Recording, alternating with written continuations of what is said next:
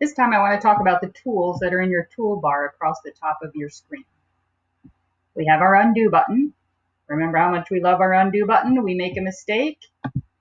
I was writing about rabbits and I forgot and started writing about pickles. That's all right. I just hit the undo button and away it goes. Oh, wait, I did want to write about pickles next. So I just hit redo and it puts it back. Printer. If you're connected to a printer, there's your printer icon. At school, we don't really use that because our Chromebooks aren't connected to the printer. Here's the tools we really want, though. Arial. Arial's the font it usually starts out in. Yours might say something different, but basically, here is where the fonts are.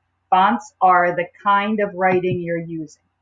So if I want to make the word snow a little fancier, I would come up here to where the fonts are. I would click on it, and then I would choose a font. How about that one?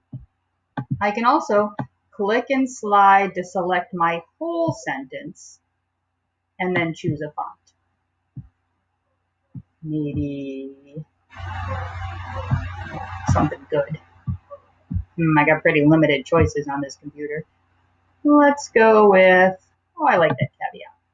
But this is kind of a small font, isn't it? It's really hard to read now. So let me come over here where it says 11. Notice my words are still highlighted. I haven't clicked off of that, so my words are still highlighted. So I can still make adjustments to them. I come up here to font size. Let's make that a little bigger. Let's make it an 18 so we can read it. Okay? B is for bold.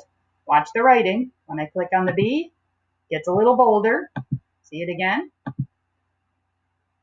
I is for italic. Italic makes it just a little bit fancy. Just gives it a bit of an angle. Okay? I don't know if I like that, so I take it back off. Now let's pretend this was my spelling sentences. My spelling word was winter, so I want to underline my spelling word. Notice I clicked off of my sentence so the whole sentence wasn't highlighted. Sometimes we forget, we leave our whole sentence highlighted, we hit enter or something, the whole thing disappears. I don't panic. I don't freak out. I just hit the undo button because I made a mistake, and there it is. I click off of it before I do anything else. But anyway, it's my spelling words. I'm going to pretend winter is my spelling word. I click and slide to choose winter, and I want to underline it. Now my teacher can see my spelling word in my sentence.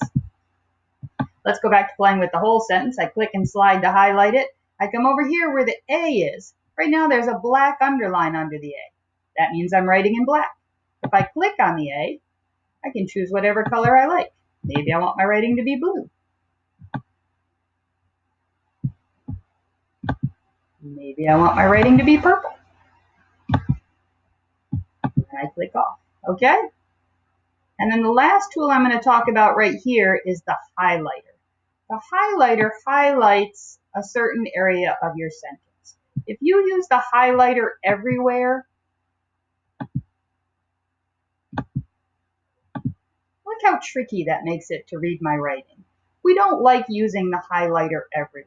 Let's hit the undo button and get rid of that. But I might want to highlight a particular word. Maybe I want to highlight snow so that people notice that word. Where do Arctic hares hide? They hide in the snow. So sometimes highlighting a single word to draw attention to it can be helpful. But don't go crazy and highlight your entire paragraph.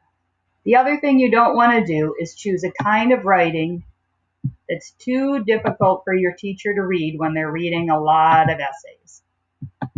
This is very pretty, it's very neat looking, but I might just save that for my title. I would not want to write my whole paper in this kind of fancy writing. That's a little tricky for other people to read. Okay?